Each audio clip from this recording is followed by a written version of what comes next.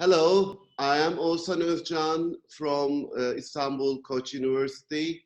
I have a special guest today from Holland, Maarten Baas. I hope I pronounce your name correctly. Perfect, perfect. He is one of the most 10 top Dutch designers, as the expert says. We are going to talk about design issues. My PhD students going to ask the questions to him. Hello, Yağmur.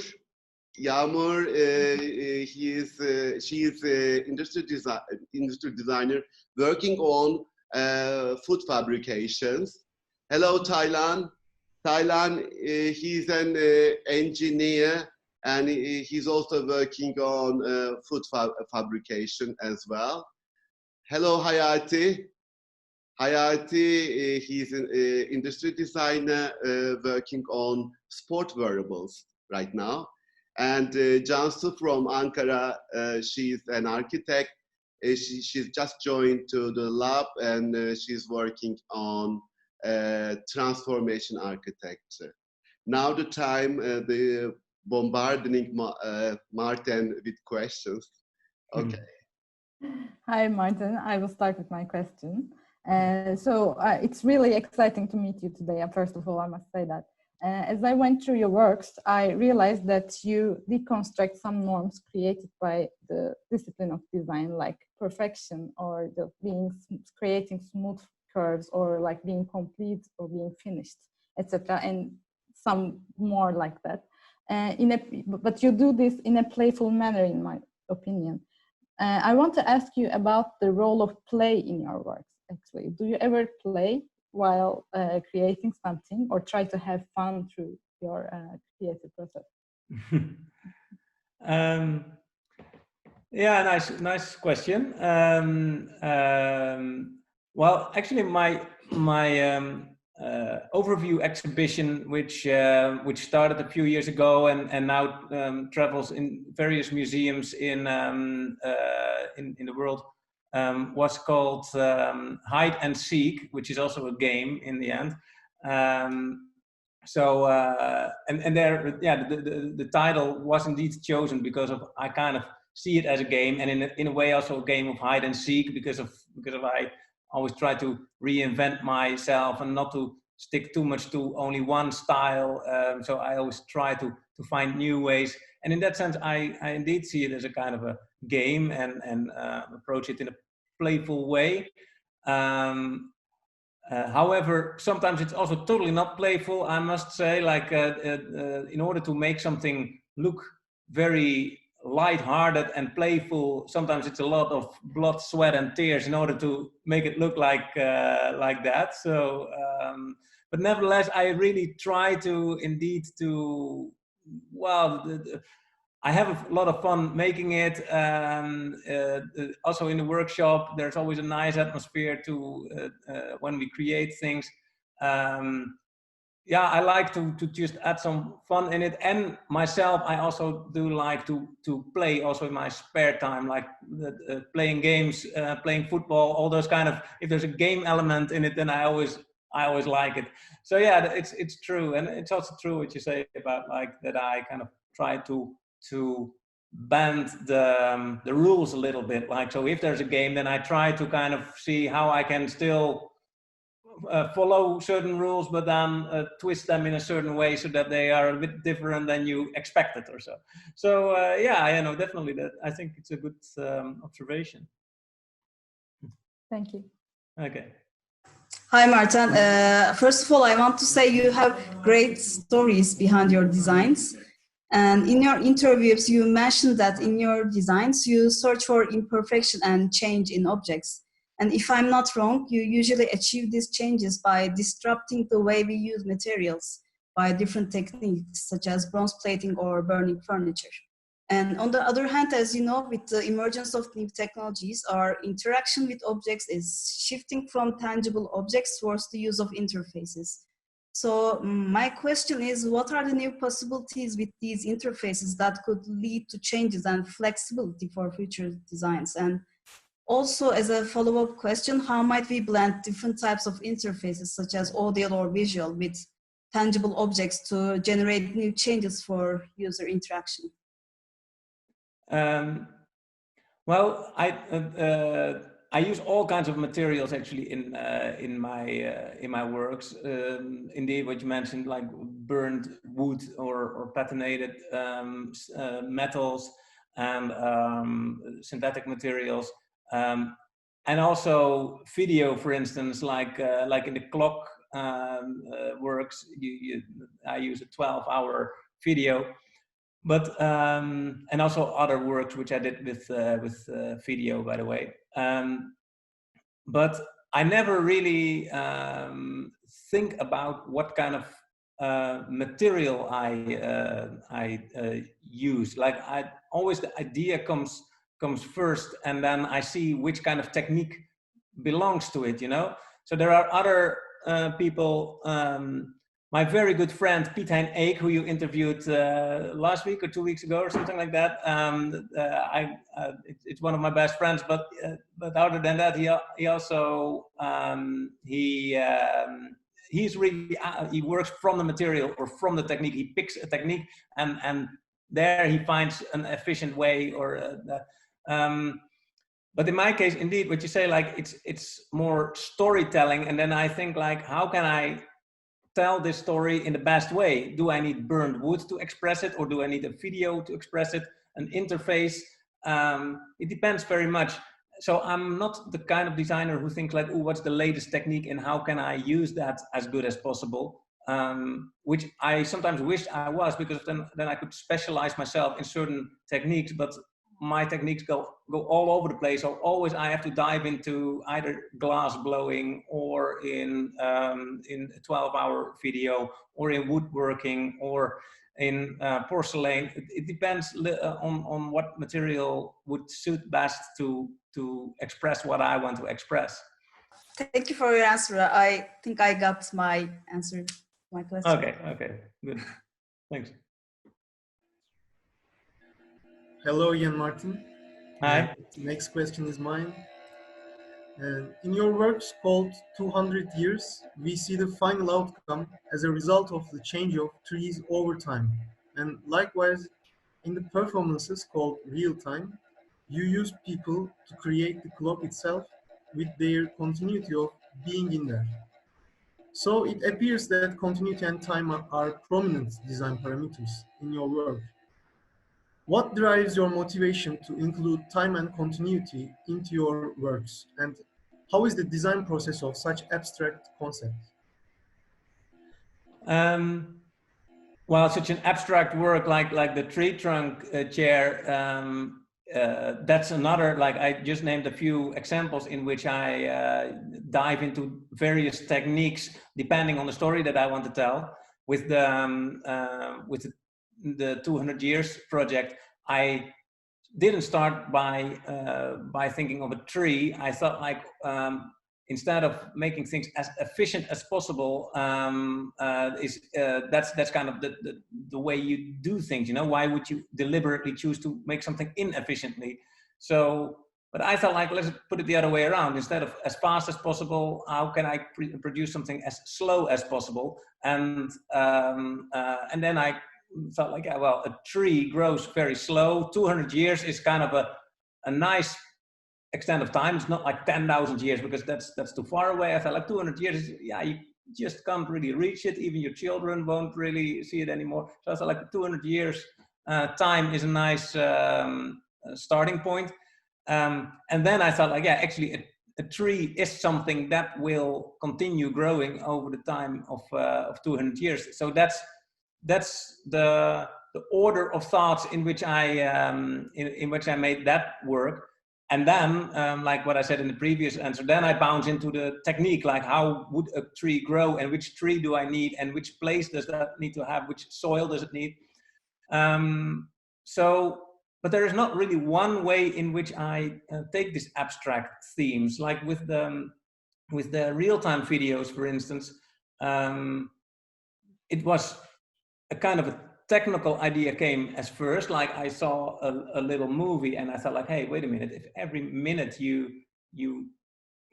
tell the time on a screen and you film that for 12 hours, then you actually have a clock. Like and then intuitively, I also felt it makes sense with what I want to say, because of it, I thought it was relevant to tell a story about like that a human being is actually your own lifetime is actually the time you have. So a human being makes the time.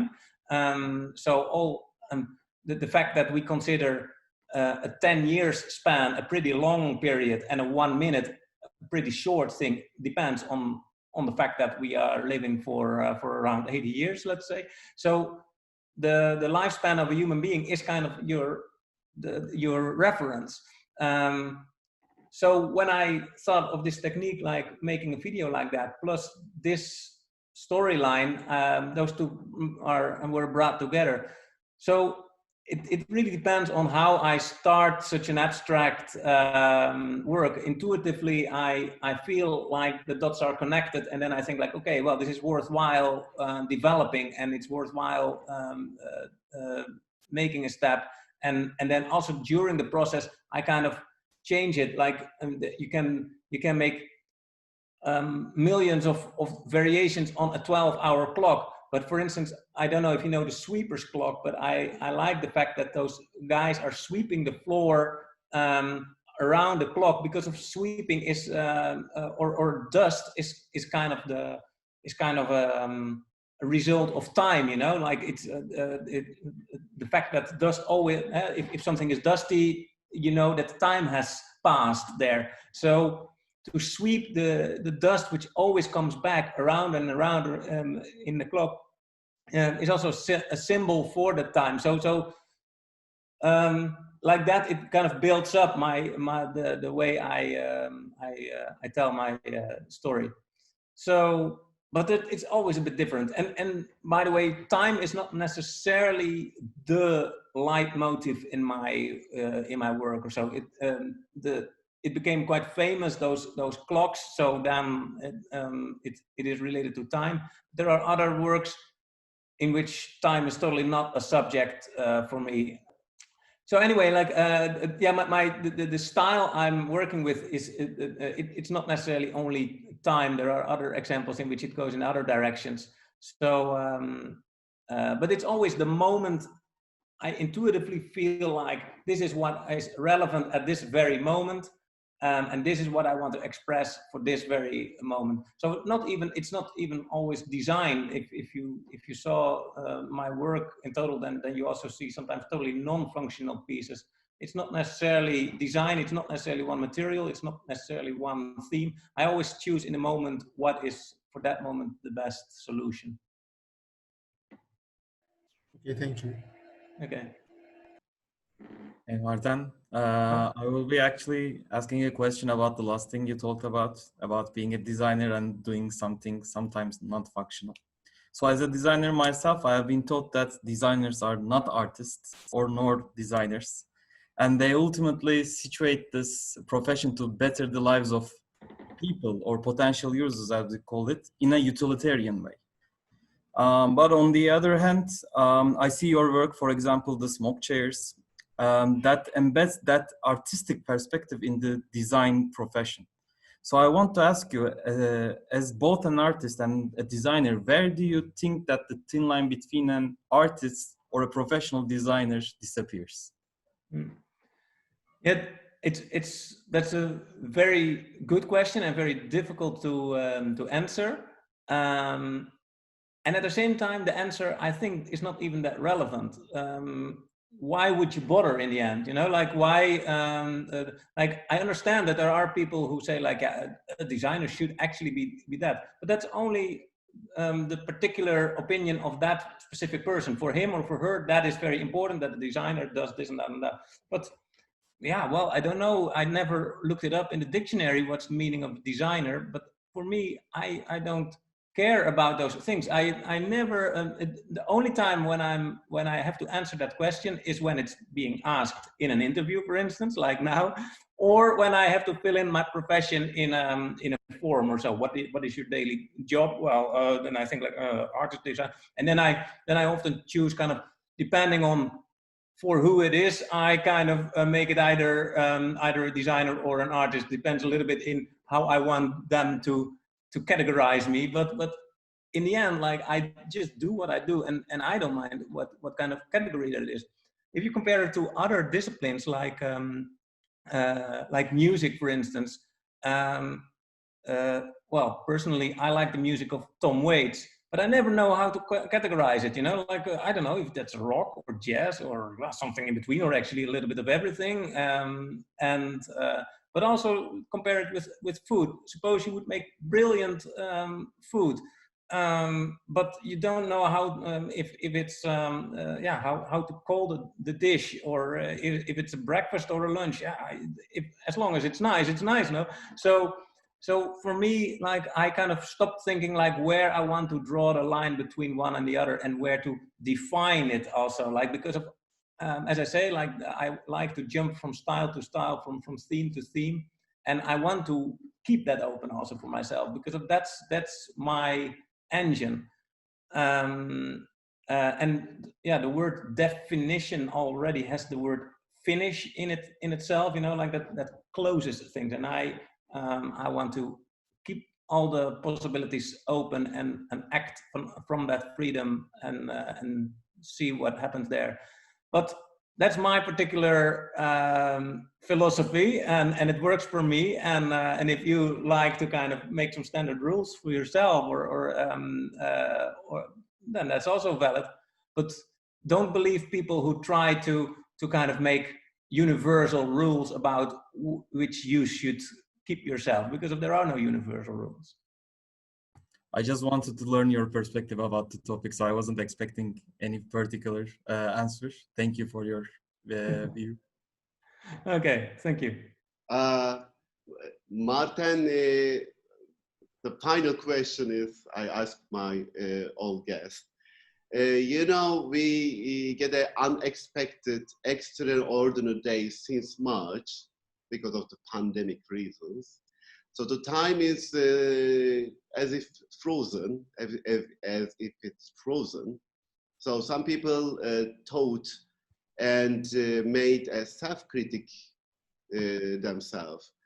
Did you have a kind of thing when you are isolated? Did you make any self-critic, or do you want to change your view for the future? What do you think about it?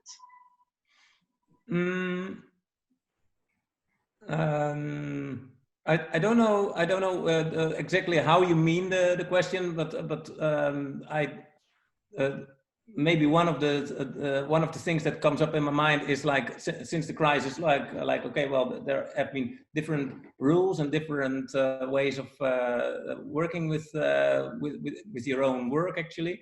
So one of the things that I changed for myself is that I was much more specific in for who I made my work. Like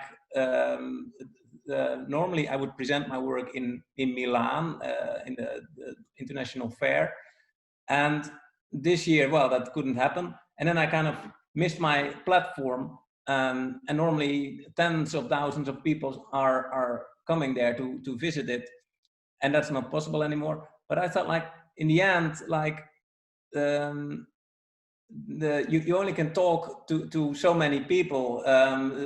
You can't talk to 20,000 people, so it's not that relevant for me to have that many people physically in my exhibition. So what I did was, on one hand, working on a few more digital projects, because of them you can even reach more than those people.